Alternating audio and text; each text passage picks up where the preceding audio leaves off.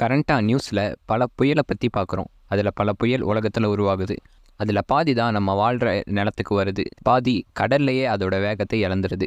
அந்த மாதிரி உருவாகிற புயல் எப்படி உருவாச்சு, எப்படி அதோட வேகத்தை இழக்குதுன்னு இந்த வீடியோவில் பார்க்கலாம். வாங்க வீடியோக்குள்ளே போகலாம்.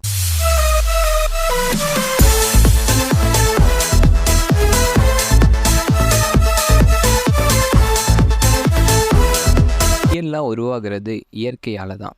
அதிலிருந்து தப்பிக்க தான் நம்ம முயற்சிக்கணுமே தவிர புயலை தடுக்க முடியாது. பூமி சூரியனை சுற்றுறதோடு சேர்த்து தன்னைத்தானே சுற்றும். அதால் பூமியில் இருக்கிற ஈக்குவேட்டர் பகுதியில் நிறைய ஹீட் ப்ரொடியூஸ் ஆகி போல்ஸில் இருக்கிற ட்ராப் டெம்பரேச்சரால் டெம்பரேச்சர் டிஃப்ரென்ஸ் உருவாகும். அங்கே சுற்றும் காற்று இந்த டெம்பரேச்சர் டிஃப்ரென்ஸ் இருக்கிற இடத்துல காற்றழுத்தமாக உருவாகும். இந்த அழுத்தமால் ஒரு சுழல் உருவாகும். அந்த சுழல் குளிர்வாச்சுன்னா வானத்துக்கு போய் மலை மேகமாகும். இந்த காற்றழுத்த சுழலானது பூமியோட ரெவல்யூஷனால் ஒரு இடத்துல இருந்து இன்னொரு இடத்துக்கு மாறிட்டே இருக்கும். இந்த காற்றழுத்த சுழலானது கடலில் இருக்கிற வரைக்கும் தான் அதோட பலம் இருக்கும். அது தரைப்பகுதிக்கு வரும்போது அதோட வேகம் அது குறைஞ்சிரும். 60 km/h வேகத்தில் அது காற்றழுத்த தாழ்வு மண்டலம் அப்படிங்கிறாங்க. இதுவே 140 km வேகத்தில் வந்தால் அதை சூறாவளின்னு கூப்பிடுறாங்க. இந்த சூறாவளியானது பல மணி நேரம் நீடிக்கும். இது உருவாகிற காரணம் குளிர்ந்த காற்றும் வெப்ப காற்றும் ஒன்றுக்கு ஒன்று மோதும்போது அது கண்ணுக்கு தெரியாத ஒரு அடர்த்தியான சுழலை உருவாகும். இந்த சுழல் ரொம்ப அடர்த்தியாக இருக்கும். இப்படி சுற்றும் காற்று 300 km/h வேகத்தில் உள்ள சூறாவளியாக உருவாகும்.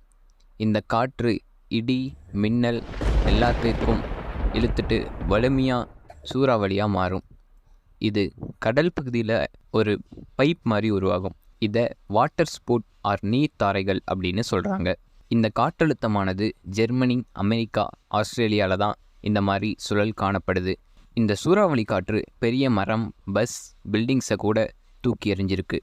இந்த சூறாவளியை பல நாடுகளில் பல பேரில் கூப்பிட்றாங்க.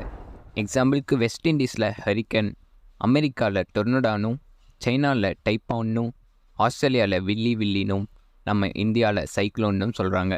சூறாவளியின் வேகத்தை பொறுத்தும் அதோட சேதத்தை பொறுத்தும் அதை வகைப்படுத்துகிறாங்க. மெசோசைக்ளோன்னா 2 km இருந்து 1 km வரைக்கும் வர்டெக்ஸ் கொண்ட ஒரு காற்றோட சுழல் அப்படின்னு சொல்கிறாங்க. ஏர் நார்த் அண்ட் சவுத் ஹெமிஸ்பியரில் சேம் டைரக்ஷனில் ரொட்டேட் ஆகும். அது மோஸ்ட்டாக சூறாவளியாக தான் இருக்கும். இந்த புயல் ஸ்ட்ராங்கான மேல்பரப்பு காற்றையும் ஆலாங்கட்டி மலையையும் கொண்டு இருக்கும். மெசோசைக்ளோன் பெரும்பாலும் சூப்பர் செல் கூட தான் வருது. அங்கே சூறாவளி கூட உருவாக வாய்ப்பு இருக்குது.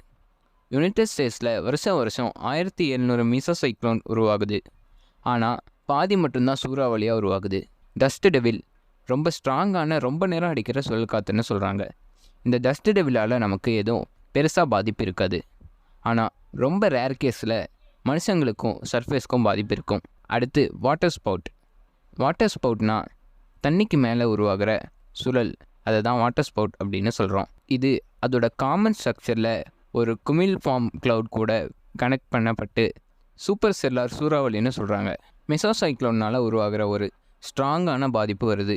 டீம் டெவிலுங்கிறது ஒரு அமைதியாக இருக்கிற நீர் அல்லது ஒரு ஈரமாக இருக்கிற லேண்ட் மேலே உருவாகிறது ஒரு சாஃப்டான சுழல் அப்படின்னு சொல்கிறாங்க.